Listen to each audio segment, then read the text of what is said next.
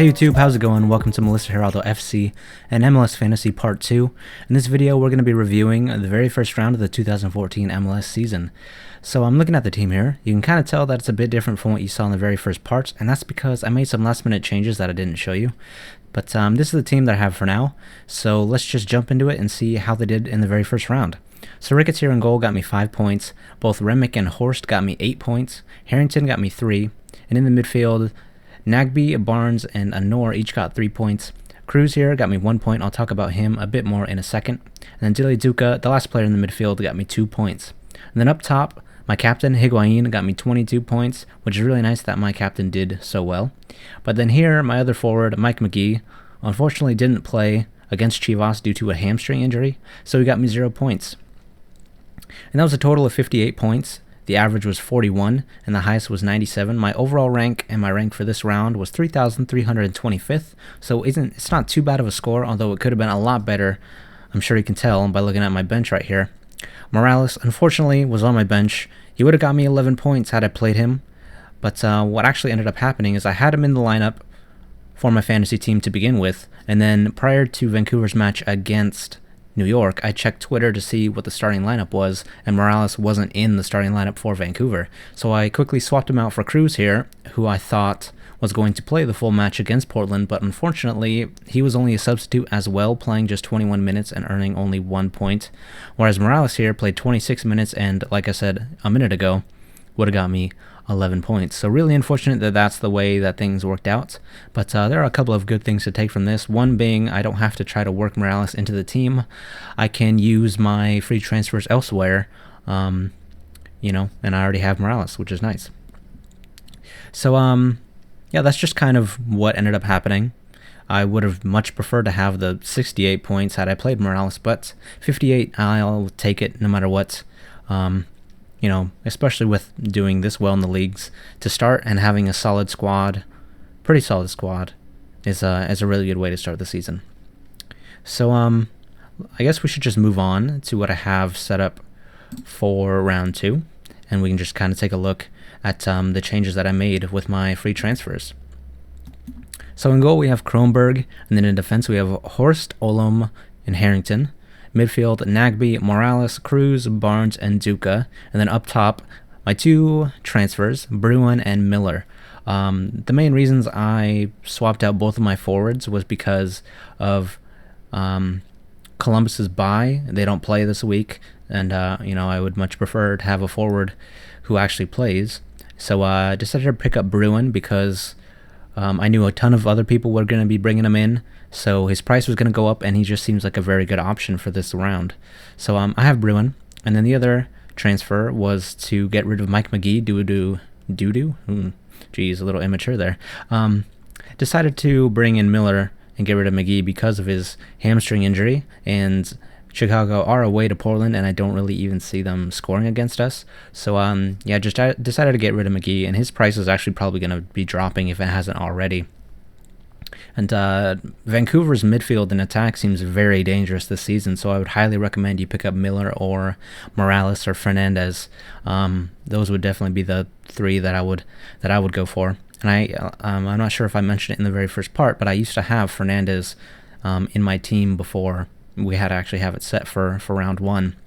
But then I opted for Morales, which unfortunately didn't really work out too well for me since I had him on my bench. So actually backtracking a bit, looking at the first round, just kind of a couple things to take note of. One being the number of goals and who got those goals. A lot of people were kind of speculating that the beginning of the season would be a little bit more dull with fewer goals and more clean sheets, but that kind of just got thrown out the window as a ton of strikers did very well this season. This first round. Sorry, I didn't mean the season. It could happen where this season is just a ton of goals, but we'll just have to wait and see. So forwards very, very important to have for the next couple of rounds if this trend kind of continues, because even like Chivas' forwards scored, both goal scorers in this were forwards. João Plata scored for Real Salt Lake, and then of course Will Bruin's great round. Blas Perez doing pretty well against Montreal, and then of course there's Kenny Miller for Vancouver, and then Higuain for Columbus. So very, very good decision to bring in some forwards if you don't have a couple that are expensive and will actually start. So definitely look for Bruin, Miller, potentially. What round are we on here? Potentially, that's actually not a good idea to bring in Perez, but you might want to look at somebody like McInerney for Philadelphia. I think he's actually kind of underrated for this season since he kind of dropped off towards the end of last season. I think he could start out strongly again, and that could be one to look for.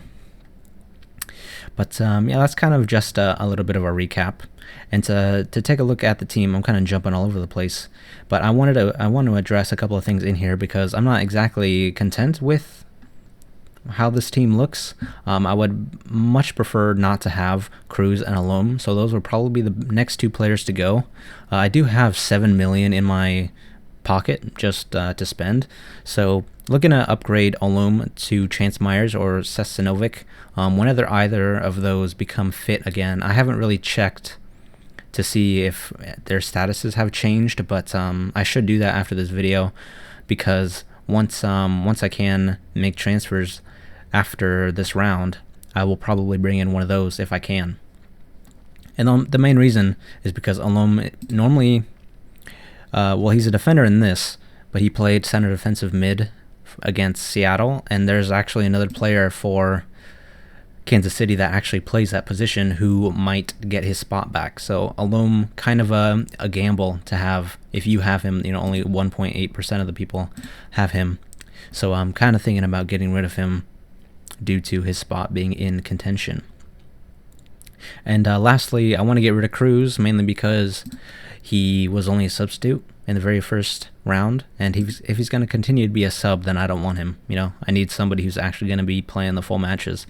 So a lot of money to spend. Could upgrade to somebody pretty good if I wanted to spend all of that $7 million upgrading just these two players. But I might save some to upgrade other players in here that are not going to play at all. Like, I don't even think Remick is going to continue to play. I'm pretty sure the player that he filled in for is going to be back for round 2 and beyond. So I would not recommend Remick, even though he is like 4.1 there it is, million. So yeah, I'm pretty sure that's all I have to cover. I didn't even go over this this document over here to the left, but all that's really on here is my transfers and just kind of thinking things through and then placing everybody accordingly. And I haven't even gone any farther than that because this is just a pasted version of the team here. But I'll get to this. I'll adjust this and it'll be updated for the next video. So thanks for watching. I hope you guys enjoyed, and I hope that you guys have started your seasons fairly well. If not, let me know all about it. I would love to talk about it. And if you're looking for advice, hit me up. And yeah, I'll see you guys in my next video. Goodbye.